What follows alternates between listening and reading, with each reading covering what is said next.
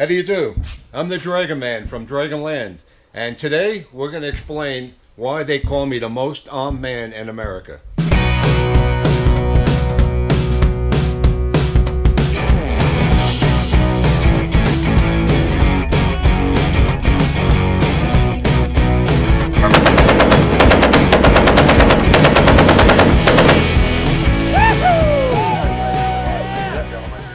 Looking back at me, look at these machine guns.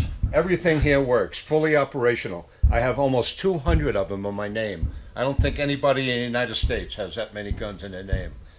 Well, this is my machine shop, and this is one of my Vietnam era Jeeps. It's a 151A2, and it's equipped with an M60 machine gun that shoots 550 .308 bullets a minute.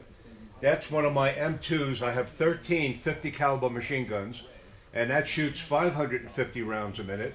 And during this video, I'm going to take this out and demonstrate the 50 caliber machine gun. Around here, I have my famous Dragon motorcycle, and as you can see, it's equipped with twin Colt 9mm submachine guns. These shoot 9mm bullets. Okay, follow me. We're going into my military museum, and I'll show you some real firepower.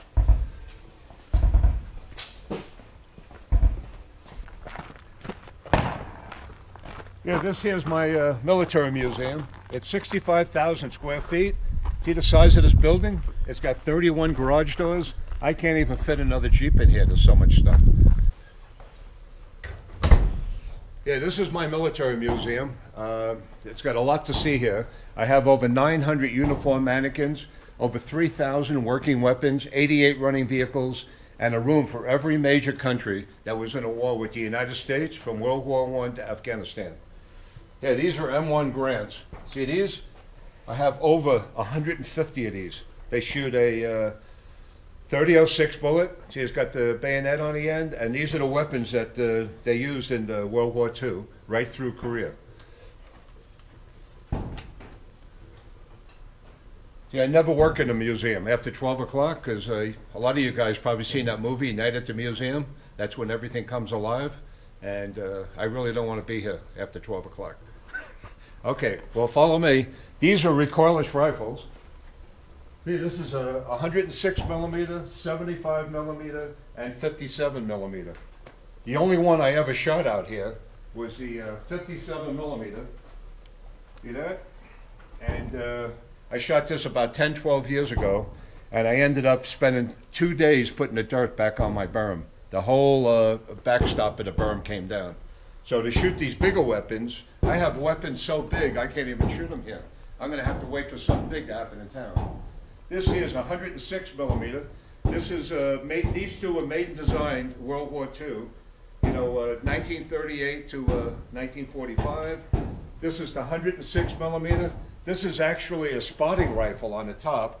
It shoots a 50 caliber tracer. See, these are tracer.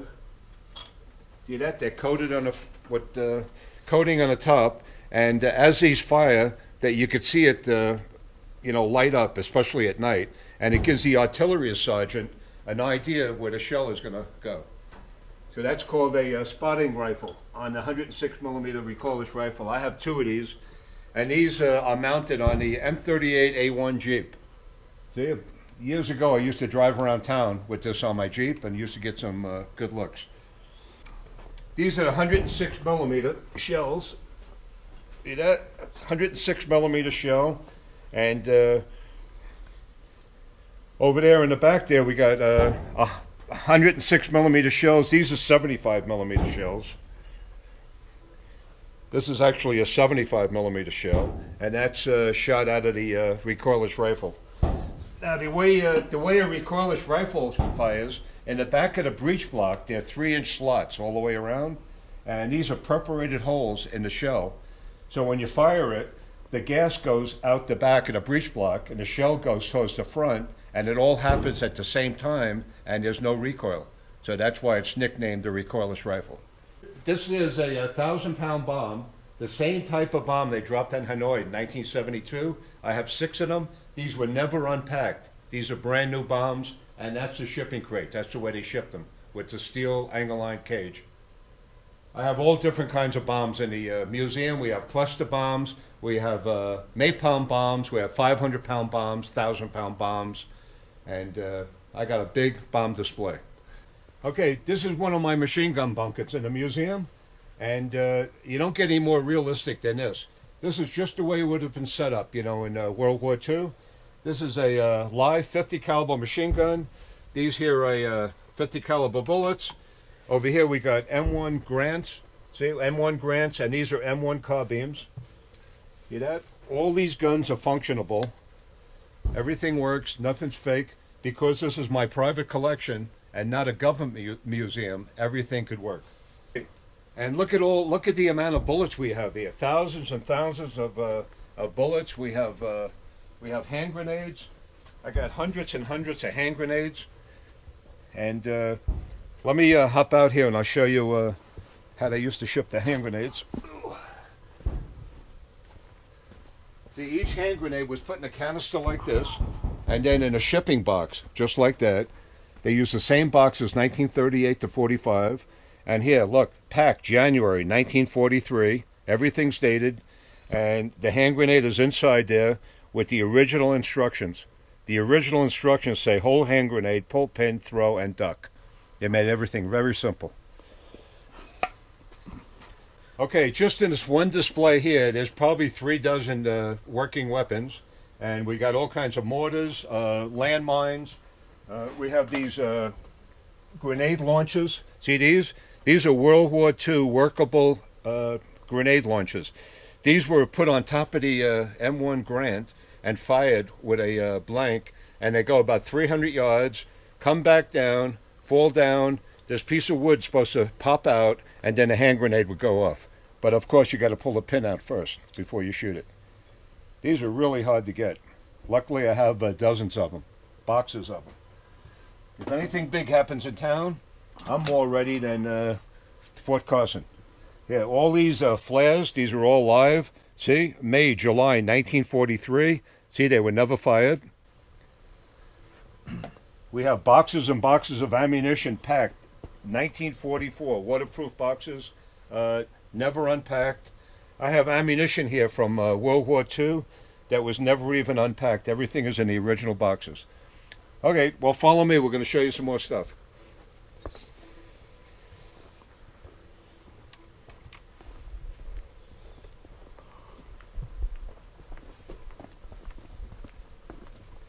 These are actually World War II weapons.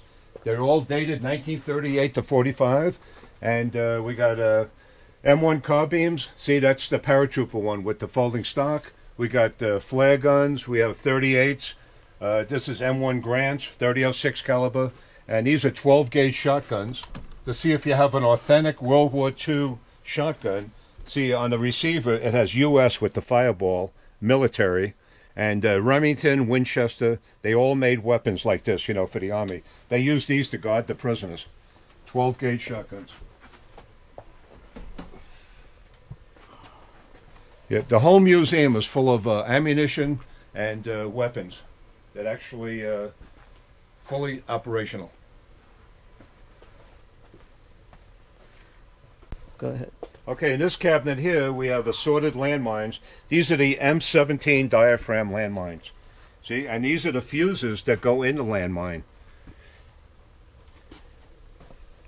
Any kind of a weight on there, like anything over 40 pounds, will push down on the diaphragm landmine and ignite it, and it's like 4 sticks of dynamite. That's how much powder is in each landmine. I have hundreds of landmines in all through the museum. This here's the Liberator Handgun. These were made 1943 to 45, and GMC, the Chevy company, made 1 million of these in 6 months to throw out of the airplanes so people could liberate their country. It's nicknamed the Liberator Handgun, and it shoots 145 bullet at a time. And I have the original box that the gun was put in. Those are the original instructions. And the idea was the Americans dropped these out of the B-29s, the B-17 bombers, so people in, like Germany, Belgium, France could crawl out of their basements, crawl out of the foxholes, grab a gun, load it, wait for a German to pass, shoot him in the head, get his equipment, and liberate their country. So it was nicknamed the Liberator Handgun. I have 3 of them. This is a scout car. It's equipped with 3 1919 30-06 anti-aircraft guns, and all my vehicles have live machine guns on them. That's what makes my museum special. These shoot about 500 rounds, 450 to 500 rounds a minute, and these were made and designed in 1938, and they used them right through Vietnam.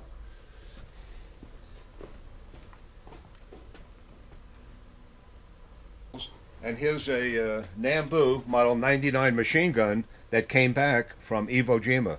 Unfortunately, that machine gun probably killed a lot of Marines. This is the paratrooper's aero socket that comes apart, and the paratrooper would put both pieces in his backpack, and when he lands, he snapped it back together. Over here, I have altogether about 48 swords. This is the oldest sword I have. It's over 500 years old. You take the wooden handle out, and 75% of them have the family's name engraved in the metal and the year it was made. If not, all of them have a stamp, brand of the maker, like the cowboys branded the cows. This here's the suicide sword that the Japanese carried, you know, in their belt. They would hate to be captured. It was against their religion, and it was, you know, dishonorable to their families. This here's cyanide. That's cyanide. They bite this, and you're dead in like 20 seconds. Here, we got the family pack over here. Cyanide. World War II. That's what the Japanese carried. If they if they were going to get captured, they'd rather die instead of get captured. All right, follow me. Okay. Yeah, this is the Vietnam display, 1960 to 75, and the hot gun in Vietnam was the M60 machine gun. It shoots 550 .308 bullets a minute, 308 caliber bullets. There are 150 grain bullets. Okay, this is the M3 half-track. It's fully equipped, just the way it would have been coming off the landing craft on Omaha Beach, Utah Beach. It's got a 75 millimeter recoilless rifle and 3 1919 30-06 anti-aircraft guns. And these are M36 backpacks. This one has the original radio in it. And all these guns are fully operational and ready to go.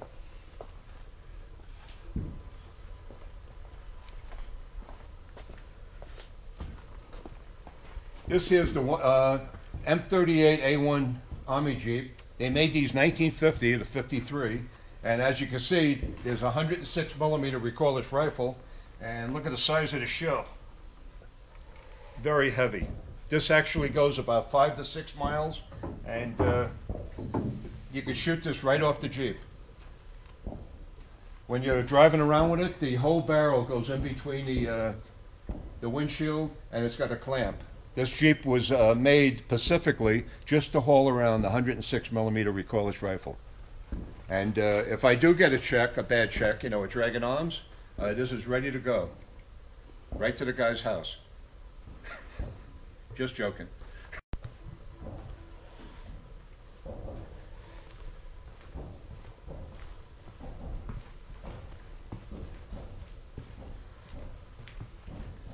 Hey, this is my Russian tank we'll come up to. It weighs 40 tons. That's 80,000 pounds. And it's got a 100 millimeter gun. And this is the tank that the Russians used to fight the, you know, the Nazis, the Germans in World War II. This is a 1945. It's a T-54 model. And it's fully operational. It's got a 12-cylinder diesel motor, a 6-speed transmission, and this is the only vehicle I'm afraid to drive in and out of the museum because my garage door is 12 feet wide and the tank is 11.5 feet wide. I only have 3 inches on each side. If I hit the wall, the whole wall's going to come down. So it's just a little scary, you know? But it's fully operational, ready to go. Okay, we're going to go to this 211 Deuce and a half. This is Vietnam era. And this truck is full of 500-pound Vietnam-era bombs. 500 pounds. I have dozens of them. This here is a cluster bomb. I have about a dozen of these. These were made to be dropped out of the airplane and explode 1,000 to 1,500 feet before they hit the ground, like a tremendous hand grenade that throws scrap metal all over the place. 1,000-pound cluster bomb, they're called. Hey, well, follow me. I'm going to show you my quad mount.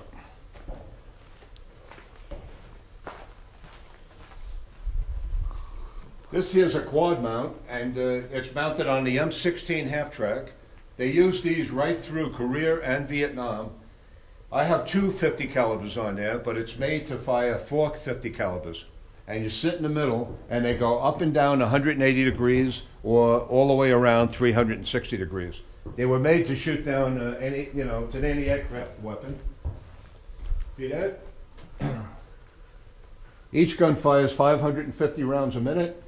And Vietnam era, they put these in back of the M35 deuce and a halves, and they use these to lead the convoys, like through the Ho Chi Minh Trail. And this one here is, like everything else, is fully operational. Hey, come around here. This is my explosive cabinet. Yeah, check out the dynamite. Look at the date on the dynamite. 1942, 1943. What makes World War I and World War II stuff so collectible is every country dated 99% of everything. This is every booby-trapped hand grenade they used in World War II. We have live detonators in there that would never even open from 1945.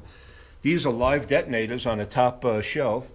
And the idea was to take a detonator, hook it up to the wires, push the detonator into the dynamite, and then hook the wires to the transformer. And when you push down, it puts out 26,000 volts, ignites the detonator, which ignites the dynamite. That's how they did it back then. Any questions? No, good. Follow me. Okay, this is my attack Jeep. See my license plate, Attack 1. And it's got a 308 minigun on the front. Shoots 4,000 rounds per minute. It's equipped with a M60 machine gun coming out the dashboard, and 2 electrically operated 50 caliber M2 machine guns. See, as you can see, they have solenoids, aircraft solenoids on the triggers, and all I have to do is cock them once and push the button on the dashboard. And in the back of the Jeep, we have ammo cans here. It weighs a ton, but if you run out of ammo, the gun's useless. All right here's good. Okay, this is my Nazi room. You won't see a better collection in the country than what I have here. This is the fastest shooting machine gun in World War II. It's called the MG42, 8mm bullets. It fires 12 to 1,300 a minute.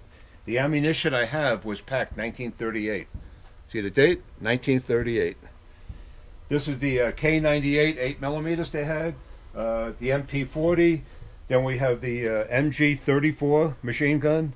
And honestly, the Nazis had the fastest and best machine guns in World War II. This whole place here is full of machine guns, K98s, handguns, grenade launchers, all this stuff that the Nazis would have used against the Americans in World War II. And I got something real special to show you guys. Okay, right over here, this is a gun belt buckle that the Nazis wore that were guarding Hitler. It's 1 of 100. That's very, very rare. You push the lever and the barrels pop up, and those are the firing triggers over there. Those are 1941 dated 22 short bullets that fit in there. And this is the cuff band the SS guy would have had on his left sleeve. It says Führer's headquarters. That's very, very rare. Let's say you get captured, right? They take away your K98, your Luger, your bayonet, your grenades, whatever you had. Who would ever think they would have a gun belt buckle? Them Nazis were really smart. Well, there's a real lot of stuff to see in the museum here. We didn't even touch a hair of it. But you guys got to come down and take the tour. It's every Sunday, all summer, until Veterans Day. At 10 o'clock, I give a tour. Or if you have 12, 15 people or more, I'll do it anytime on a weekday. Just give me a couple of days in advance. We have a million things to see here. I have 86 show cabinets full, and it would take at least 3 to 4 hours to really look at everything and walk through the whole museum. And the museum is still getting bigger. I'm not going to stop now. Right now, I feel like shooting some guns. Let's try out the 50 caliber. How would you guys like to see that? Right on, man. Follow me.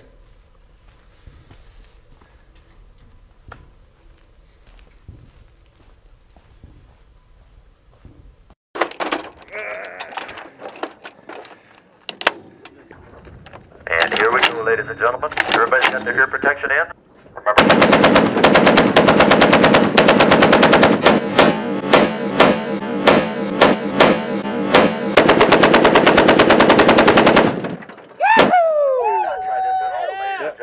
not try this at home. Yeah.